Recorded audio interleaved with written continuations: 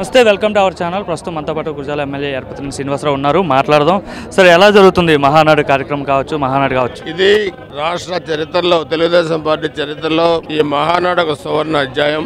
ఎందుకంటే 5 సంవత్సరాల 1924 వైసీపీ అరాచక పరిపాలనలో మా అధినేత దగ్గర నుంచి ప్రతి కార్యకర్త కూడా ఏ విధంగా ఇబ్బంది పడ్డారు, ఏ విధంగా అవమానపడ్డారు.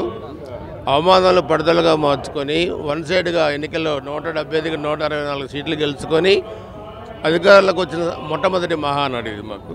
సో సాటిస్ఫాక్షన్ లెవెల్స్ ఈరోజు ప్రతి ఒక్క కార్యకర్తలు మాకు కనపడతా ఉన్నాయి. ముఖ్యంగా లోకేష్ గారు ఆయన అవమానించిన తీరు కూడా మనం ఒకసారి చూస్తే ఆ అవమానాలు పడదలుగా మార్చుకొని ఇవ్వడం ద్వారా ఈ రాష్ట్రంలో ఇంత వన్ సైడ్గా తీర్పు రావడానికి ప్రధాన కారకులయ్యారు. అతి తక్కువ కాలంలో జాతీయ స్థాయికి ఎదిగి ప్రధానమంత్రి గారితో 2.5 గంటలు టైం ఇచ్చి ఈరోజు ఒక తండ్రికి తగ్గ వారసుడిగా, తాతకు తగ్గ వారసుడిగా ఈరోజు ఆ స్థాయికి ఎదిగారు. సో మిగతా మహానాడులకి ఈ మహానాడులకి చాలా వ్యత్యాసం ఉంది.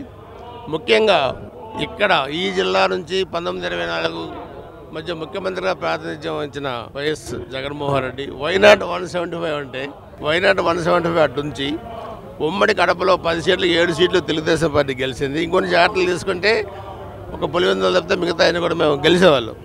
సో అందుకే ఇది ఒక చారిత్రాత్మకమైన మహానాడు. మన ఎన్నికల్లో కూడా చారిత్రాత్మకమైన తీర్పు. ఈరోజు ప్రతి ఒక్క కార్యకర్త, ప్రతి ఒక్క నాయకుడు మొహంలో ఆనందం తాండవిస్తూ ఉంది. అందుకే ఈ మహానాడుకి ప్రత్యేకత ఉంది. కడపలో మహానాడు పెట్టారు మొదటిసారి. అయితే ఈ కడపలో మహానాడు పెట్టడానికి కొంతమంది వ్యతిరేకిస్తున్నారు. అంటే వైసీపీకి సంబంధించిన వాళ్ళు కేవలం వైసీపీ వాళ్ళని రెచ్చగొట్టడానికే కడపలో మహానాడు పెట్టారని చెప్పైతే వాళ్ళు అంటున్నారు. దాన్ని కౌంటర్ ఏం చెప్తారు? కడప వాళ్ళు బాబు సోమయ్య ఏంటి ఏమన్నా కడపకి వాళ్ళకి ఏమంటే కడప వాళ్ళు ఏమన్నా సొంతం కాదు కదా. కడపలో ఇక్కడ మేము 10కి 7 సీట్లు గెలిచాం. కడపకు ఒక చరిత్ర ఉంది. కడప అంటే వాళ్ళది కాదు. కడపలో 83 నుంచి కూడా చూస్తే చాలా ఎన్నికల్లో మెజార్టీ సీట్లు తెలుగుదేశం పార్టీ గెలుచుకుంది. కడపలో మహానాడు పెడితే వాళ్ళు రెచ్చగొట్టడానికి మాకే అవసరం. రెచ్చగొట్టే విధానం తెలుగుదేశం పార్టీది కాదు. రెచ్చగొట్టే విధానాన్ని చంద్రబాబు నాయుడు ఒప్పుకోరు. మీకు ఇంకా గెలిచినా కానీ ఒలుబొలుపు తగ్గకుండా, అహంకారం తగ్గకుండా మాట్లాడే తీరు మీరు చూస్తుంటే ప్రజలు ఇంకా వీళ్ళకి బుద్ధి రాలేదు అనుకుంటున్నారు. సో రెచ్చగొట్టాల్సిన అవసరం లేదు. మీరు ధ్వంసం చేసిన రాష్ట్రాన్ని ప్రగతి పట్టాలపై ఎక్కించి అభివృద్ధిలో ముందుకు తీసుకెళ్ళడమే చంద్రబాబు నాయుడు గారి జయం, ఎన్డీఏ ప్రభుత్వ జయం, లోకేష్ గారి జయం.